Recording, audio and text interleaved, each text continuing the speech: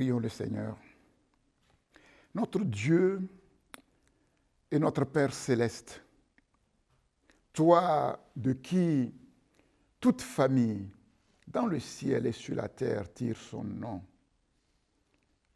le souverain créateur, le souverain maître, le maître des temps et des circonstances. Oui, nous invoquons ton nom.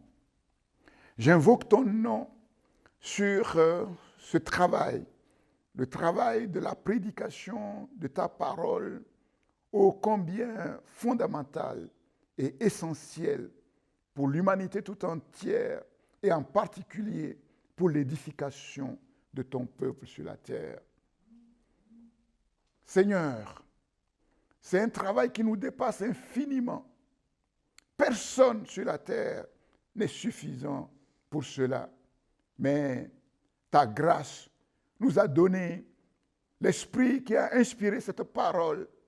Et c'est le même esprit qui nous révèle, nous inspire et nous qualifie pour non seulement, oui, comprendre ce message, mais le communiquer comme nous devons le faire, de telle manière, oui, que tous ceux qui l'écoutent puissent le recevoir à profit et que cette parole accomplisse son œuvre en profondeur au nom de Jésus. Père, merci pour ton onction. Ô Dieu, oui, ta bonté se renouvelle chaque jour, tes compassions se renouvellent chaque jour. Merci pour ton onction, oui, que tu nous donnes chaque jour pour te servir comme il faut. Que l'onction soit sur le messager, que l'onction soit sur le message de telle manière que le message et le messager soient confondus. Oui, le messager qui sort pour annoncer cette semence de vie, Seigneur, qui produit du fruit dans le cœur de tous ceux qui vont la recevoir. Seigneur, ton onction sur tous les auditeurs, Seigneur, Père, et que tous les ennemis de ta parole, de cette œuvre, soient neutralisés par la puissance du Saint-Esprit qui couvre la terre comme l'océan couvre le fond de la mer. Rien ne lui échappe, ô Dieu de gloire. Merci pour ta parole, au nom de Jésus. Amen. Merci Seigneur. Donc nous continuons, bien-aimés, sur notre thème finalement important, parce que, comme je vous l'ai dit, le Seigneur est en train de faire une œuvre particulière au travers des circonstances que nous vivons actuellement. Le Seigneur prépare son peuple, le Seigneur rassemble son peuple en un corps parfaitement uni pour le témoignage de son nom, pour la gloire de son nom dans ces temps si particuliers. Abraham ou l'exigence d'une noble vocation. Et nous avons vu que pour que nous puissions vraiment marcher de tout notre cœur devant la face de l'Éternel, comme Dieu l'a dit à Abraham, nous avons vu qu'il est nécessaire que nous puissions nous séparer d'un certain nombre de choses. Et effectivement, Abraham nous a conduits sur ce principe fondamental de la séparation spirituelle. Le principe fondamental de la séparation spirituelle, signification et implication. Oui, Dieu veut que nous puissions marcher devant sa face sur le chemin de notre destinée qu'il a tracé pour la gloire de son nom et pour le salut de notre génération. Dieu veut que nous puissions marcher de tout notre cœur. Et Dieu nous rend capables par la puissance de l'œuvre de Christ, par la puissance de la résurrection de notre Seigneur Jésus-Christ, qui est manifestée en nous par l'Esprit de Dieu. Dieu nous rend capables de satisfaire à toutes les exigences, oui, toutes ces exigences qui nous permettent de marcher sur le chemin de notre destinée. Donc nous allons lire dans 2 Corinthiens, chapitre 6 à partir du verset 14 jusqu'au premier verset du chapitre 7. 2 Corinthiens, chapitre 6, et le verset 14. Ne vous mettez pas avec les infidèles sous un joug étranger, car quel rapport y a-t-il entre la justice et l'iniquité? Qu'y a-t-il de commun entre la lumière et les ténèbres? Quel accord y a-t-il entre Christ et Bélial? Ou quelle part a le fidèle avec l'infidèle? Quel rapport y a-t-il entre le temple de Dieu et les idoles? Car nous sommes le temple de Dieu vivant, comme Dieu l'a dit, j'habiterai et je marcherai au milieu d'eux. Je serai leur Dieu et ils seront mon peuple. C'est pourquoi sortez du milieu d'eux et séparez-vous, dit le Seigneur. Ne touchez pas à ce qui est impur et je vous accueillerai. Je serai pour vous un père et vous serez pour moi des fils et des filles, dit le Seigneur Tout-Puissant. Verset 1er du chapitre 7. Ayant donc de telles promesses, bien-aimés, purifions-nous de toute souillure de la chair et de l'esprit en achevant notre sanctification dans la crainte du Seigneur. Amen.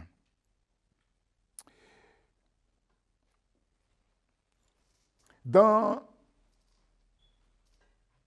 ce texte, nous voyons que Paul adopte un style un peu différent par rapport à son style habituel.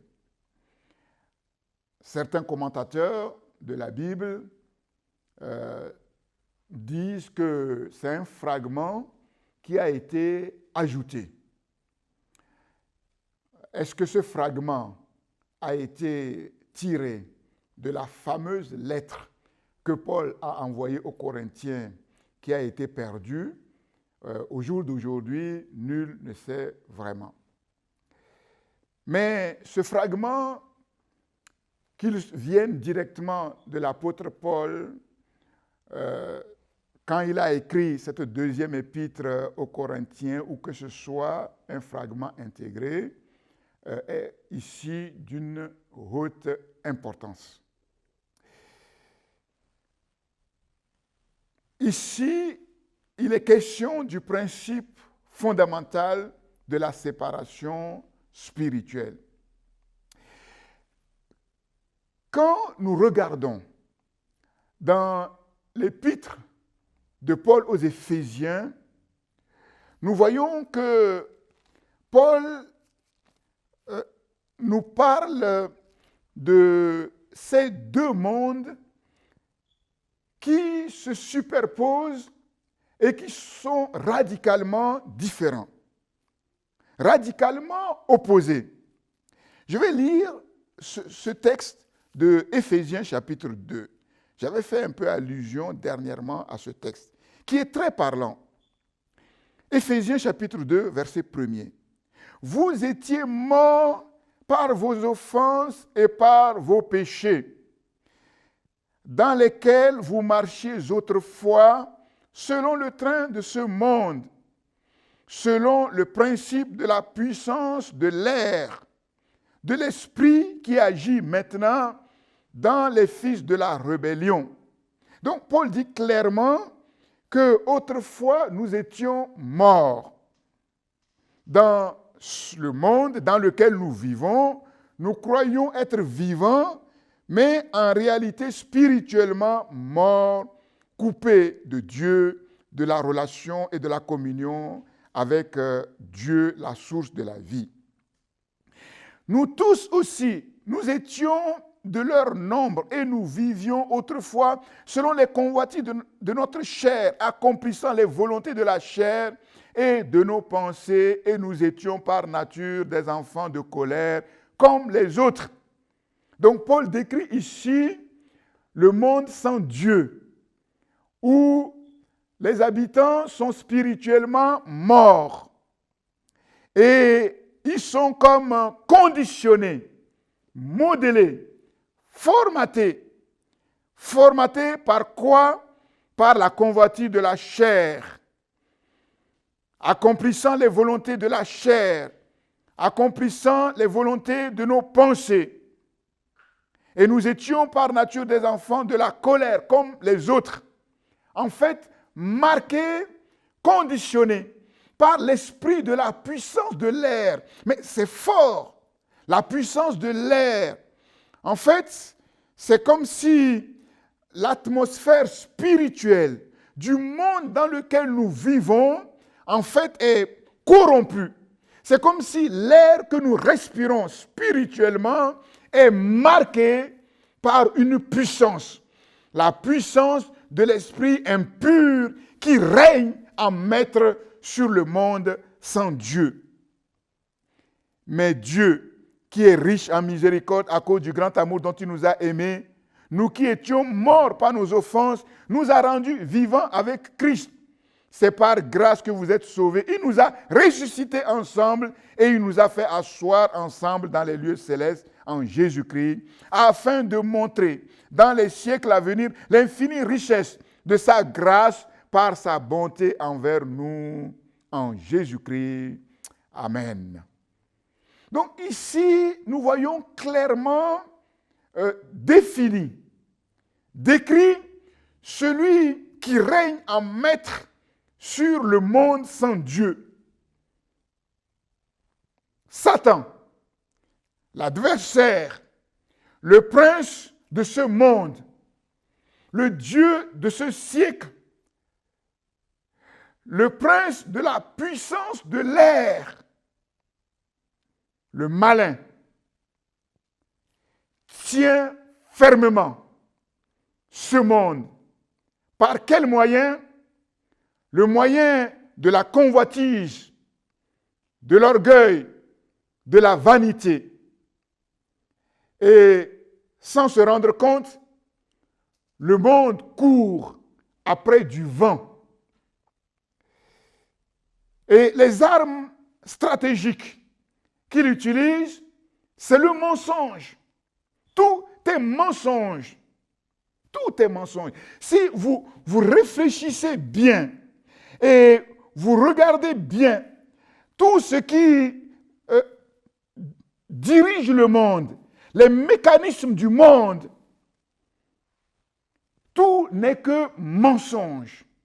Par exemple, on vous dit que si vous avez de l'argent, vous serez heureux. Vous allez courir après l'argent. Vous allez avoir de l'argent. Et vous allez vous rendre compte que l'argent n'achète pas tout. Le monde vous dit, si vous vous mariez, vous serez heureux. Oui, mais regardez les mariages dans le monde, que de familles recomposées. Le monde vous dit, si vous avez de bons diplômes, vous allez avoir un bon travail et vous serez bien. Et quand on regarde toutes ces choses, on se rend compte qu'en réalité, tout n'est que bluff. Parce que on peut réussir dans la vie. On peut avoir ceci ou cela. On peut réussir dans la vie, mais ne pas réussir sa vie. Que sert-il à un homme de gagner le monde s'il se perdait lui-même ou s'il perdait son âme? La séduction, la ruse, c'est le malin. La ruse. Il utilise aussi la peur. La peur de manquer de ceci ou cela. Et quand vous savez que quand un individu a peur, il fait tout. C'est le mécanisme d'autoprotection. Il fait tout pour, je dirais d'une certaine manière, se sécuriser. Et en tant qu'enfant de Dieu, quand la peur vient dans votre cœur, si vous cédez à la peur, vous allez voir que vous allez mettre en place des mécanismes pour vous protéger. Et ces mécanismes, souvent, ne sont pas fondés sur la parole de Dieu. C'est ainsi qu'on entend certains chrétiens dire, oui, c'est très bien, mais aide-toi et le ciel t'aidera. La peur, c'est la négation de la foi. Et Satan utilise ses armes, mais de manière subtile. De manière subtile. Pourquoi? Pour maintenir le monde sous un joug. Et Paul nous dit ici au verset 14, ne vous mettez pas sous un joug étranger. Ne vous mettez pas sous un joug étranger. 1 Jean chapitre 5 verset 19 Nous savons que nous sommes de Dieu et que le monde entier est sous la puissance du malin. Une autre version dit, le monde entier gît au pouvoir du mauvais. Et quel est son but? Le but du malin, c'est d'utiliser toutes ces armes stratégiques pour avoir accès au cœur des enfants de Dieu. Paul dit, ne vous mettez pas sous un joug étranger. Et la parole de Dieu nous montre qu'il y a deux jougs. L'Évangile nous montre qu'il y a deux jougs. Le joug du diable, le monde sans Dieu, et le joug du Christ. Venez à moi, vous tous qui êtes fatigués et chargés, et je vous donnerai du repos. Prenez mon joug sur vous et recevez mes instructions, car je suis doux et humble de cœur, et vous trouverez le repos pour vos âmes, car mon joug est doux et mon fardeau est léger. Donc ici, Jésus sous-entend qu'il y a un autre joug. Et ce joug est loin d'être un joug doux. Ce joug est loin d'être un joug léger. C'est le joug du diable. C'est le règne de la tyrannie. Autrefois, nous avons connu cette tyrannie. La tyrannie de l'orgueil, la tyrannie de la convoitise, qui nous ont entraînés dans toutes sortes de mauvaises œuvres pour lesquelles aujourd'hui nous ne sommes pas fiers. Mais gloire soit rendue à Dieu. Le Seigneur Jésus a brisé ce joug et il nous a libérés. Libérés, oui, pour nous mettre sous un autre joug, mais un joug qui est doux, un joug qui est léger. C'est le joug du Christ. Le joug étranger, comme je l'ai dit, c'est le monde sans Dieu, le joug de Satan. Ce joug aussi, dans le contexte de Corinthiens, peut être le joug des faux chrétiens, des faux docteurs, des faux prophètes. Et les deux jougs nous enseignent qu'il y a deux mondes inconciliables, deux mondes qui ne peuvent jamais se fusionner, un peu comme le feu et l'eau. Le feu et l'eau, on ne peut pas les mettre d'accord. Ils ne peuvent pas se mélanger. De la même manière que l'eau et l'huile ne peuvent pas se mélanger. Et Paul dit ici que ces deux mondes qui sont inconciliables, c'est la justice et l'équité, le monde de la justice et le monde de l'iniquité. On ne peut pas associer à la fois la justice et l'injustice, la justice et l'iniquité. D'un côté, le monde de la lumière et de l'autre côté, le monde des ténèbres. On ne peut pas mélanger les ténèbres, la lumière. Quand la lumière vient dans les ténèbres fuient.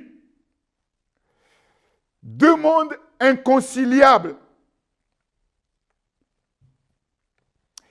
Vivre sans discernement dans des associations ou dans des relations intimes avec des non-chrétiens, Paul nous dit ici que cela comporte un risque, un danger.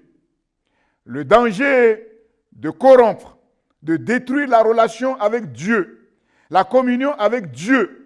Pourquoi? Parce que ces deux jougs inconciliables. Paul a dit, ces deux mondes inconciliables. Les relations professionnelles, les amitiés, le mariage. Vous savez même que quand un mariage se contracte dans l'Église et que les mariés sont des chrétiens, si dans leur couple, dans leur famille, ils ne vivent pas selon la parole de Dieu, il y aura des problèmes. S'il y a un qui est spirituel et l'autre qui est charnel, même si les deux sont convertis, ils auront des problèmes dans leur famille. À combien plus forte raison si un chrétien se marie avec un non-chrétien? C'est la lumière et les ténèbres. Deux jougs complètement différents qu'on ne peut pas associer. Les amitiés. Je ne suis pas en train de dire que le chrétien ne peut pas avoir des amis dans le monde. Non. En fait, les évangiles nous enseignent que, en tant que chrétiens, nous avons deux amis, Dieu et le monde. C'est ce que nous voyons dans Luc chapitre 11. Mais pour être amis du monde, nous devons d'abord être amis de Dieu. Nous sommes amis de Dieu et ensuite nous sommes amis du monde. Et nous savons que l'amitié avec Dieu est fondée sur le vrai amour, l'amour agapé. Et donc l'amitié que nous devons manifester avec les gens du monde doit aussi être fondée sur l'amour agapé. Et parfois, c'est ce qui est compliqué. C'est ce qui est compliqué. Pourquoi? Nous allons le voir. Nous allons le voir. L'amitié avec les gens du monde ne doit pas être complaisance. Autrement dit, l'amitié avec Dieu, mais il y aura un problème. Il y aura un problème. Les fréquentations régulières avec des personnes qui ne sont pas chrétiennes, les relations familiales, quand tous les membres ne sont pas en Christ, doivent être vécues selon la parole de Dieu, conduits par l'Esprit de Dieu. La sagesse et le discernement. Nous ne sommes pas du monde, mais nous vivons dans le monde. Et pourquoi nous vivons dans ce monde? Pour une raison essentielle, accomplir la mission que Jésus nous a laissée de faire de toutes les nations des disciples. Et Paul nous enseigne ici que pour que nous puissions accomplir efficacement cette mission, deux choses doivent être très claires dans notre esprit. Séparation. Séparation d'avec ce monde qui est qualifié de monde de ténèbres, duquel Dieu nous a délivrés. Mais aussi amour. Amour de Dieu. Nous vivons dans ce monde pour révéler l'amour de Dieu. Et l'amour de Dieu, c'est notre ADN, c'est notre identité. Car Dieu a tant aimé le monde qu'il a donné son Fils unique, afin que quiconque croit en lui ne périsse point, mais qu'il ait la vie éternelle. Bien que ce monde soit le monde des ténèbres, Dieu n'est pas d'accord avec la manière dont les hommes vivent dans ce monde des ténèbres. Mais nous savons que tous les êtres humains sont les créatures de Dieu, aimées de Dieu. Dieu n'aime pas le péché, qui est le chemin moteur de leur vie, mais Dieu aime les êtres humains qu'il veut sauver, pour lesquels Jésus est mort à la croix de Golgotha. Et nous vivons dans ce monde pour révéler le Christ au monde. Nous vivons dans ce monde pour révéler l'amour de Dieu pour le salut de notre monde. Mais pour que notre mission soit efficace, oui, il doit y avoir séparation. Séparation d'avec le monde dont le moteur de la vie est le péché, le mal, ce monde sur lequel Satan règne en maître. Séparation, mais aussi amour. Ne vous mettez pas sous un joug étranger. Verset 15.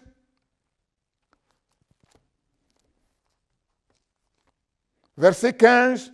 Quel accord y a-t-il entre Christ et Bélial? Ou quelle part a le fidèle avec l'infidèle? Le Christ et Bélial. Bélial, c'est qui? La signification de Bélial, c'est le néant. Bélial signifie néant. Néant. Qui ne vaut rien. Qui ne vaut rien. Ah, c'est terrible. Qui ne vaut rien.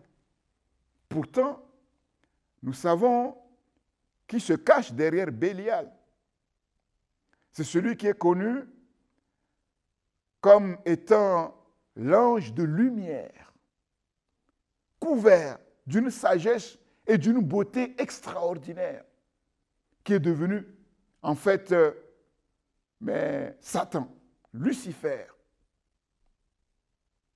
Cet ange qui est capable de dominer le monde, qui est doté d'une puissance extraordinaire, d'une sagesse extraordinaire.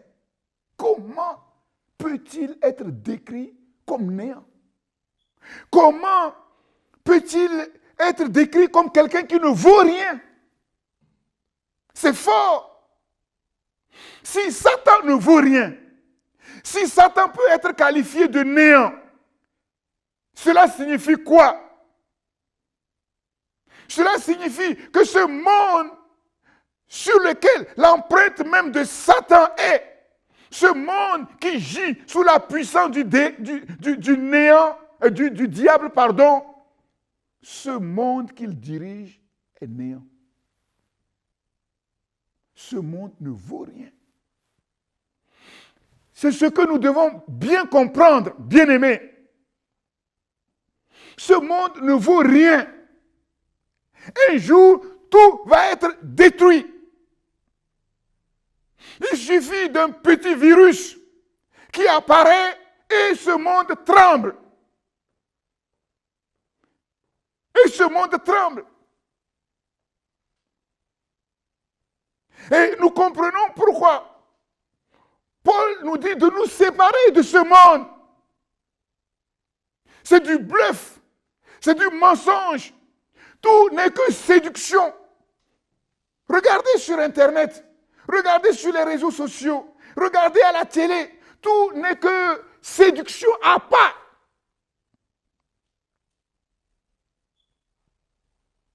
Bélial, l'ange des ténèbres, le chef des fils des ténèbres. Et Paul dit ici, mais quel accord entre le Christ et Bélial? Quel accord, quelle association, quel rapport? Il n'y a aucun accord. Il n'y a aucun rapport. Il n'y a aucune association possible. Jésus a dit que Satan ne peut rien contre lui parce que Satan n'a absolument rien en lui. Absolument rien en lui.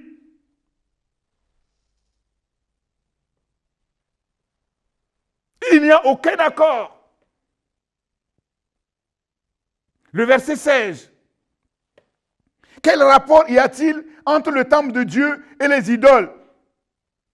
Mais vous voyez, à toutes ces questions, on répond toujours aucun, aucun, aucun, rien, rien, rien.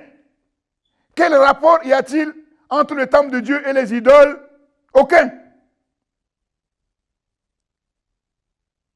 Car nous sommes le temple de Dieu vivant, comme Dieu l'a dit, j'habiterai et je marcherai au milieu d'eux, je serai leur Dieu et ils seront mon peuple.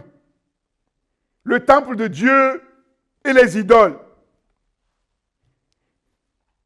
Le peuple de Dieu, l'Église du Seigneur Jésus-Christ, est le temple du Dieu vivant, rempli de l'Esprit de Dieu, rempli de la présence de Dieu.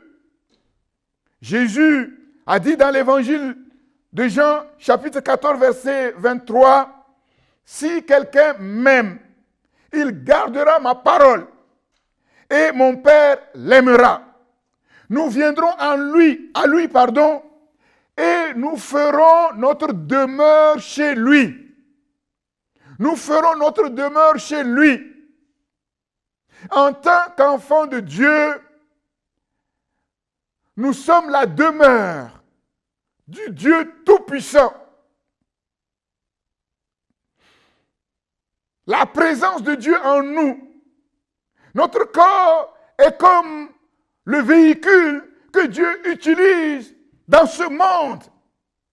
C'est fort.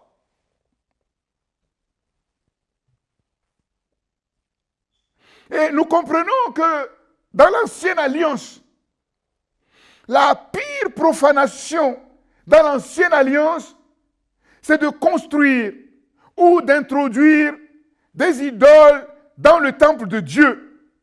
Vous pouvez le voir dans 2 Rois chapitre 21, verset 7 et les versets 11 à 14, où Manassé a amené les idoles dans le temple de Dieu. Et Dieu a dit qu'il a fait pire que tous les autres rois. La pire profanation qu'on puisse faire, c'est d'amener les idoles, de construire des idoles dans le temple de Dieu. Et la pire profanation de notre corps, qui est le temple du Saint-Esprit, c'est de donner accès au diable, aux démons. Comment? Par l'idolâtrie. Par l'idolâtrie. Voilà pourquoi nous devons avoir beaucoup de discernement, beaucoup de sagesse. Derrière les idoles se cachent les démons qui cherchent à avoir une prise, un accès.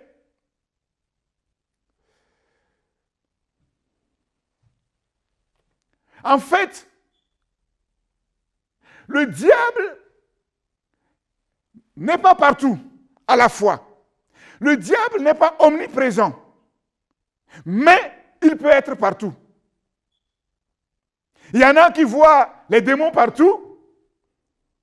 Bon, je crois que c'est une maladie et ce n'est pas une bonne chose. Les démons ne peuvent pas être partout présents à la fois, mais ils peuvent l'être. Ils ne sont pas omniprésents, mais ils peuvent l'être. En fait, tout dans le monde, le diable peut se cacher dans les petites choses comme les grandes choses. Et son but, au travers de ces choses-là, c'est de pouvoir trouver un accès dans le cœur des enfants de Dieu. C'est très subtil. C'est très subtil. On peut écouter une belle mélodie de chanson avec une orchestration superbe, mais sans savoir que celui qui a inspiré tout cela, c'est le diable. La Bible dit que même la nourriture peut devenir une idolâtrie.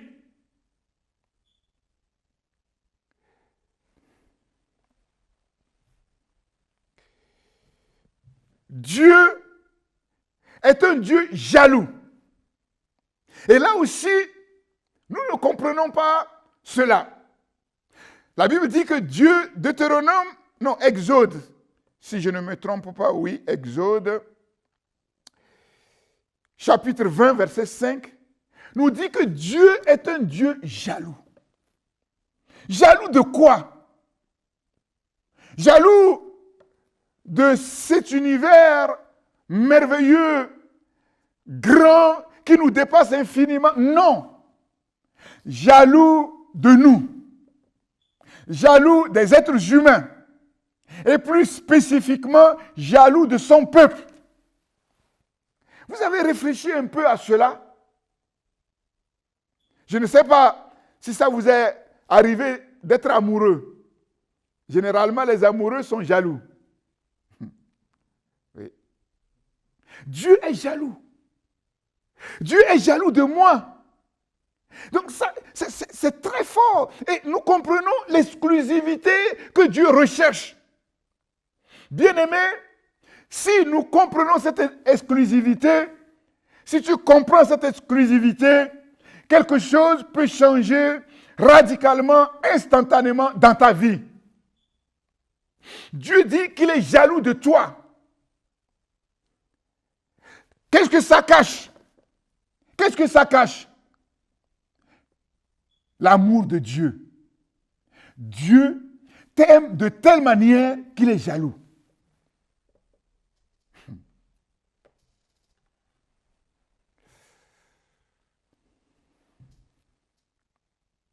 Dieu veut une relation exclusive avec son peuple. Dieu veut que son peuple lui appartienne entièrement. Que ton cœur lui appartienne entièrement. Pourquoi? Parce qu'il t'aime. Parce qu'il veut faire de ton corps son habitation, sa demeure. Parce qu'il veut te remplir de sa présence. Et vous savez que la présence de Dieu n'a pas de prix.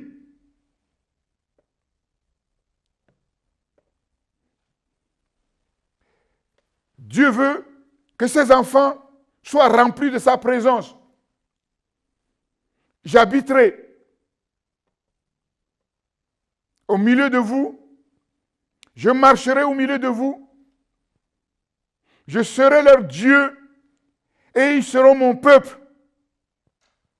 Je serai leur Dieu et ils seront mon peuple. Et la jalousie de Dieu nous apprend l'amour de Dieu, l'exclusivité de Dieu. Dieu veut se donner entièrement à nous. Dieu nous aime d'un amour exclusif. Une épouse est une ou elle ne l'est pas. Et Dieu attend de nous un amour exclusif. Dieu attend de son peuple un amour exclusif. Tu aimeras l'Éternel ton Dieu de tout ton cœur, de toute ton âme, de toute ta pensée et de toute ta force. Quelqu'un disait, et j'aime bien cette expression, que le monde n'a pas encore connu. Ce que Dieu est vraiment capable d'accomplir dans ce monde jusqu'à ce qu'une génération se lève pour aimer son Dieu de tout son cœur, de toute son âme, de toute sa pensée et de toute sa force, c'est-à-dire de manière exclusive.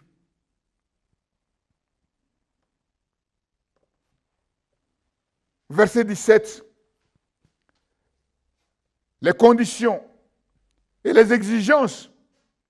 C'est pourquoi, sortez du milieu d'eux et séparez-vous, dit le Seigneur. Ne touchez pas à ce qui est impur et je vous accueillerai. Sortez, séparez-vous, ne touchez à rien d'impur et je vous accueillerai. La jalousie de Dieu, l'exclusivité de Dieu nous enseigne que la présence de Dieu implique de manière tout à fait logique une séparation. Dieu ne peut pas cohabiter avec les démons, les idoles, le diable. Il n'y a pas de cohabitation. Sans la séparation, il n'y a ni rédemption, ni réconciliation, ni communion. Séparez-vous, sortez, ne touchez pas, ne touchez à rien d'impur, et je vous accueillerai. Verset 18. La restauration de la relation filiale. Je serai pour vous un père et vous serez pour moi des fils et des filles.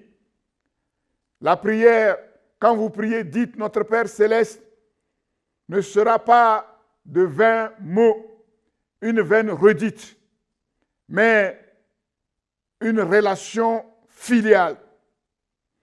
Un père et des fils et des filles.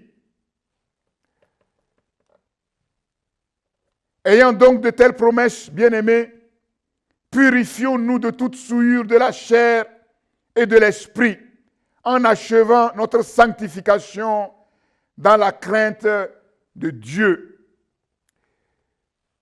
Ayant donc de telles promesses, quelle promesse? Quelle promesse? La présence de Dieu en nous. Notre corps, le temple de Dieu. Notre corps, le véhicule dans ce monde de la présence de Dieu, avec tout ce que cela implique. Être de vrais fils, des filles authentiques du Père céleste. Vivre dans cette harmonie, dans cette communion filiale, de père à fils, de père à fille, comme Jésus l'a vécu toute sa vie sur la terre. Lui, le Fils bien-aimé, en qui le Père céleste puise, oui, toute son affection, son plaisir. C'est le plan de Dieu pour notre vie. Mais il y a des conditions. La séparation, le renoncement, la sanctification. Ça vaut vraiment la peine. Ces glorieuses promesses ne peuvent s'accomplir sans une vie de séparation, de renoncement, de sanctification. Comme vous le savez, la présence de Dieu, la filiation de Dieu, ça n'a pas de prix. Ça n'a pas de prix. Purifions-nous de toute souillure de la chair et de l'esprit.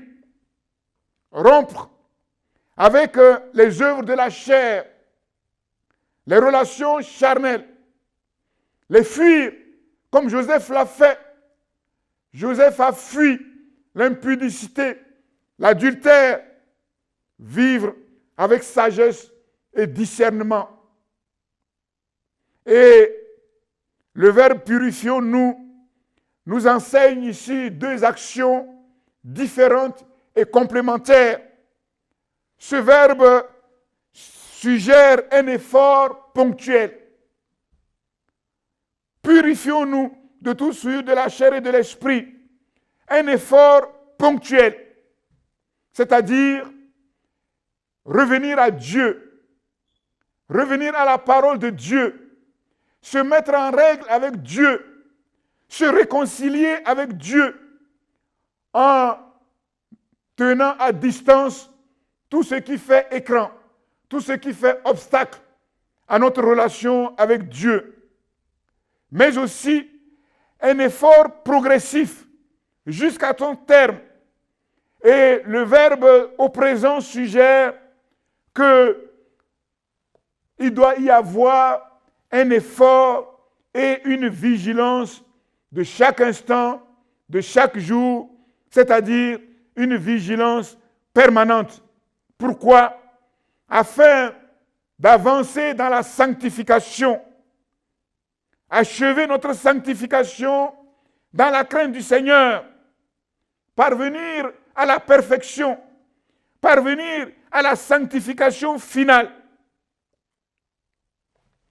Et je termine sur ce passage de l'Apocalypse qui dit, Apocalypse chapitre 22, verset 11, que celui qui est injuste soit encore injuste, que celui qui est souillé se souille encore, et que le juste pratique encore la justice, et que celui qui est saint se sanctifie encore. Nous voyons ici que dans les temps de la fin, les deux blocs, les deux mondes vont se séparer de plus en plus, vont être marqués de plus en plus nettement. Il n'y a pas de place, en fait, au compromis. Et cela nous enseigne qu'il arrivera des temps où, en réalité, ceux qui ne se seront pas embarqués dans le train de la sanctification ne pourront plus le faire. Ne pourront plus le faire. Ceux qui se seront embarqués dans le train de la sanctification vont se sanctifier de plus en plus.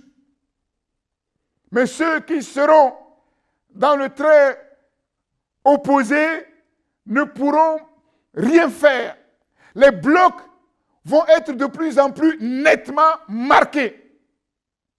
C'est maintenant le temps, oui, de s'embarquer dans le train de Dieu en se séparant nettement des choses dont nous savons qu'elles ne sont pas à la gloire de Dieu. Et l'Esprit de Dieu qui est en nous va nous conduire dans cette sanctification progressive jusqu'à l'achèvement, la sanctification finale. Dieu rassemble son peuple maintenant en un corps parfaitement uni, tous disciples de Christ, pour représenter le roi des rois, le Seigneur des seigneurs, pour représenter le royaume de Dieu, oui, et révéler le Christ à ce monde, l'amour de Dieu à ce monde. Comme je l'ai dit, ça vaut vraiment la peine d'en payer le prix. Et comme vous le savez, le retour de l'investissement est hyperbolique.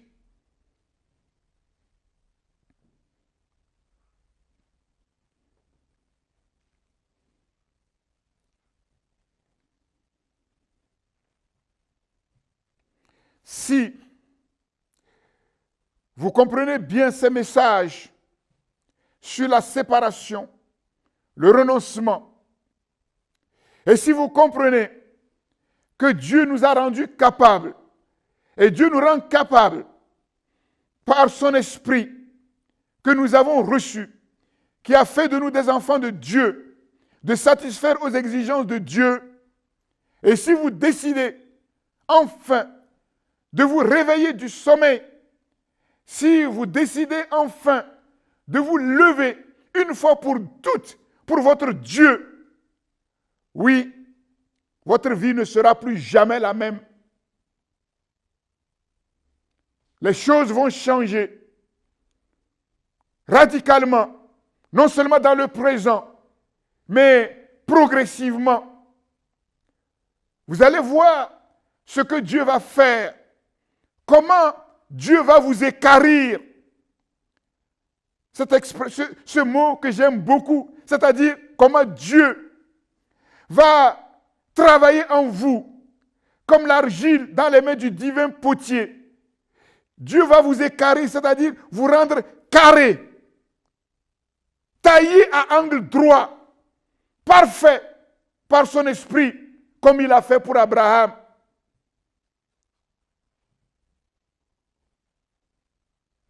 Je sais que de tels messages,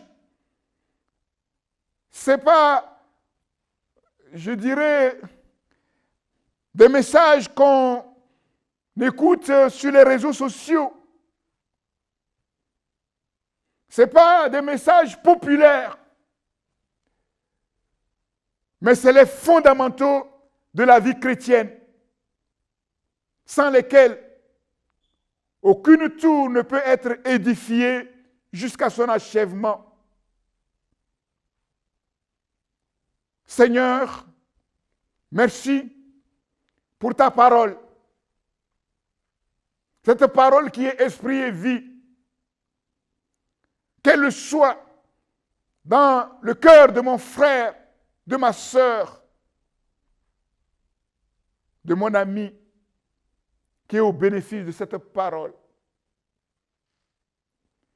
Seigneur, nous le savons tous, en toute chose, il y a le côté négatif et il y a le côté positif.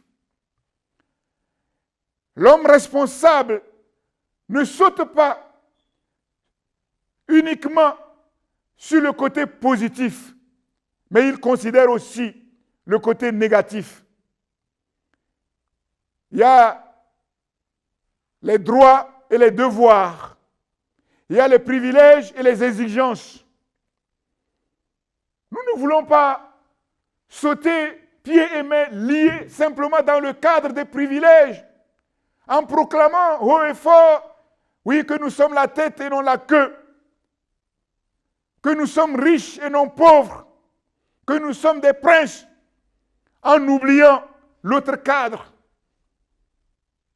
Les exigences de Dieu pour être la tête, les exigences de Dieu pour être des princes, les exigences de Dieu pour être des fils et des filles authentiques, oui, du Père céleste. Et ces paroles nous responsabilisent. Et de la même manière que nous accueillons les paroles, oui, de nos privilèges, les paroles de nos droits en tant que fils et filles, nous voulons, comme des hommes et des femmes responsables, accueillir aussi les exigences, en sachant, oui, que le joug que le Seigneur nous donne de porter est un joug doux, est un joug léger, allégé par sa puissance qui agit en nous, allégé par sa grâce ineffable, efficace dans nos vies, allégé par l'esprit de gloire qui nous rend capables, oui, de supporter ce joug. Seigneur, merci d'accomplir cette œuvre en profondeur. Merci de lever maintenant cette génération, oui, dans ces temps troublés, cette génération qui va manifester ta gloire avant le retour imminent de notre Seigneur Jésus-Christ. Ô Dieu, par ton esprit, oui, lève cette génération au travers de laquelle tu vas accomplir des choses que le monde n'a pas encore vues. Cette génération qui t'aime selon ta parole, de tout son cœur, de toute son âme, de toute sa pensée et de toute sa force. Un amour exclusif, oui, sans compromis, sans partage, un cœur tout entier à toi, oui, qui a entièrement décidé de vivre pour ta gloire, de vivre pour le royaume et pour le salut de ce monde déchu. Père, merci pour l'efficacité de ta parole à cause de Jésus-Christ et par la puissance du Saint-Esprit. Amen. Amen. Amen. Merci.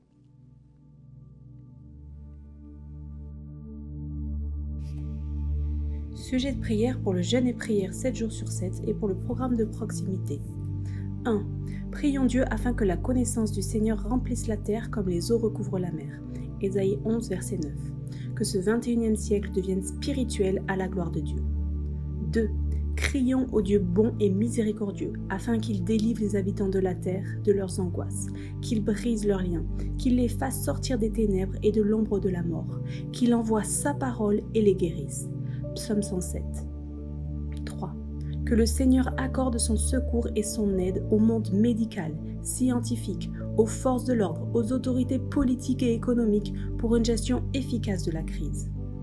4. Prions pour que Dieu renverse toute stratégie et manœuvre secrète de Satan visant à contrôler l'humanité par ruse ou par force en vue de l'établissement d'un nouvel ordre mondial, rebelle à Dieu et destructeur pour le monde. 5. Prions Dieu pour l'unité spirituelle du peuple de Dieu dans le monde. L'unité de la foi et de la connaissance du Fils de Dieu. Éphésiens 4, verset 13. 6. Que le Saint-Esprit communique de manière surnaturelle au peuple de Dieu dans le monde la vision de son plan pour le salut pour ces temps de la fin. 7. Demandant au Seigneur la provision, les ressources spirituelles, humaines, financières pour accomplir efficacement le plan de salut pour les nations. 8. Que le Saint-Esprit nous affermisse et nous enracine dans la grâce du Seigneur Jésus-Christ, l'amour de Dieu le Père et la communion, les communications du Saint-Esprit. 9. Que le Saint-Esprit nous rende capables d'offrir à Dieu le meilleur de nous-mêmes, afin de vivre le meilleur de Dieu et de rendre au monde le meilleur témoignage de l'amour de Dieu en Jésus-Christ. 10. Vivre dans la victoire du Christ, dans la surcapacité divine, pour faire la différence dans cette décennie, être prêt pour le retour du Seigneur Jésus-Christ. Jésus-Christ revient bientôt. 11. Sujet particulier, les cas de maladie, de délivrance, les besoins divers, besoins en rapport avec l'actualité, des confinements, travail, reprise de nos programmes dans nos locaux, etc.